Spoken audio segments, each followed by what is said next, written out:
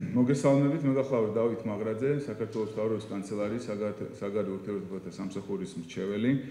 მოგეხსენებათ 22 თებერვალს ამერიკის შეერთებული შტატების ვიცე-პრეზიდენტის ჯოზეფ ბაიდენის მოწვევით საქართველოს პრემიერ-მინისტრი ირაკლი ღარიბაშვილი საქართველოს სამთავრობო დელეგაციასთან ერთად სამუშაო ვიზიტით მიემართება ამერიკის შეერთებულ შტატებში.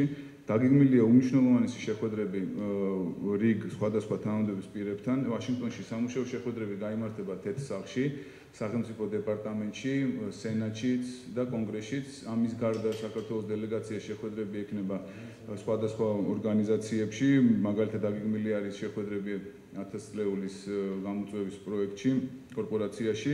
გაიმართება პრემიერ-მინისტრის შეხვედრა არასამთავრობო სექტორის და კვლევითი ცენტრების წარმომადგენლებთან, მათ შორის ატლანტიკურ საბჭოში, სადაც პრემიერ-მინისტრი დამსწრე საზოგადოებას სიტყვით მიმართავს.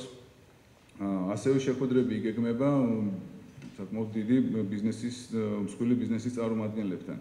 ცხადია, ვიზიტი დიდ ინტერესს იწვევს და იგეგმება შეხვედრები ამერიკული და მსოფლიო მედიის წარმომადგენლებთან.